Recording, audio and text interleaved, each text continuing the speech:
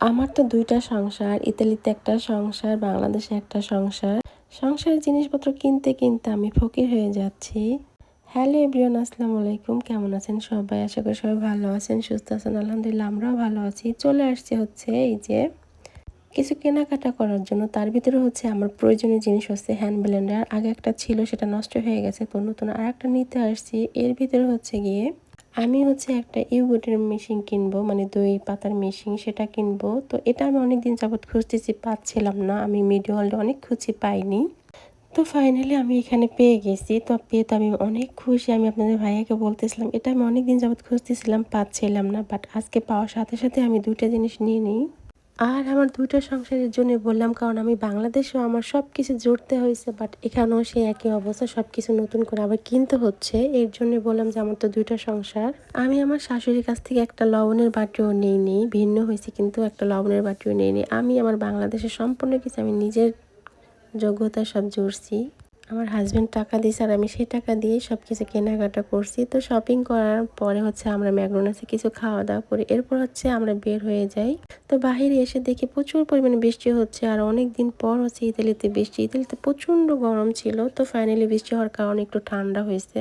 আর এই যে বাসায় চলে আসছি, আসার পর হচ্ছে এই যে আমি আমার মেশিনটা, দইয়ের মেশিনটা আনবক্সিং করতেছি, আপনাদের সাথে শেয়ার করতেছি। আর আমি এটা পেয়ে আমি অনেক হ্যাপি আজকে, সিরিয়াসলি বলতেছি। আমার কাছে খুবই ভালো লাগছে, কারণ আমার হাজব্যান্ড সবসময়ের জন্য দই খাইতে চায়, আমি পারি না বানাই খাওয়াইতে। তো এইটা কেনাতে আমার সুবিধা হয়েছে, যখন তখন তাকে আমি হচ্ছে দই বানিয়ে খাওয়াতে পারবো। তো এইটা আনার সাথে সাথে হচ্ছে আমি চুলাতে দুধ বসাই দিয়ে আসছি। এই যে আমি হচ্ছে গিয়ে এখন বানাবো দই। আর এখানে হচ্ছে হ্যান্ড ব্লেন্ডারটা কেনা হয়েছে। তো এটাও আমার অনেক দরকার ছিল। আমি বাংলাদেশ থেকে যে ব্লেন্ডারটা আনছি ওটা দিয়ে তো আমি সবসময় সব ভারী কাজগুলো করি, যেটা হচ্ছে আমি চাল গুঁড়া করি। আর এটা দিয়ে আমার সবসময় মশলা ভর্তা করতে পারবো, এর জন্য হচ্ছে এটা আনা। আমি মানে সবসময়ের জন্য রাফ ইউজ করতে পারবো এটা।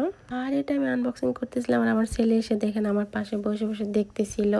মূলত আজকে বাসা থেকে বের হয়েছিলাম বাচ্চাদের জন্য কিছু কেনাকাটা করার জন্য, কিন্তু সেইখানে আমি আমার জন্য কতগুলো জিনিস কিনে নিয়ে আসছি। আর এইখানে হচ্ছে এই যে দুধটাকে ভালো করে জাল করে তারপর হচ্ছে এই যে দইটাকে, এই যে আমি পানি ঝরিয়ে নিচ্ছি। এখন হচ্ছে গিয়ে এই যে টক দইটাকে মিশিয়ে নিব। এরপরে হচ্ছে গিয়ে আমি ভালো করে জারগুলো ধুয়ে পরিষ্কার করে শুকনো তেনা দিয়ে মুছে নিচ্ছি। টক দইটাকে ভালো করে মিশিয়ে নিব। মিশিয়ে নেওয়ার পর হচ্ছে আমি জারের ভিতরে যে ঢেলে নিব। সবগুলো জার আমি ভালো করে ধুয়ে পরিষ্কার করে নিচ্ছি, আর হচ্ছে শুকনো তেনা দিয়ে মুছে নিচ্ছি। সবগুলা জারে আমার এই যে দইটা বসানো হয়ে গেছে। এখন হচ্ছে গিয়ে আমি মেশিনটাকে বসিয়ে দিব।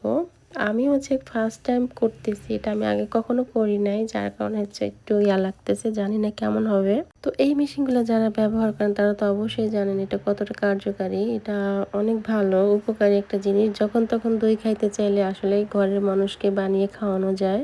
তো দইটাই যে বসিয়ে দিলাম, আর এটা এইভাবে সারা রাত থাকবে। তো দইয়ের লুকটা দেখতে হবে আগামীকাল, এর জন্য অপেক্ষা করতে থাকুন, কালকে দেখা হবে।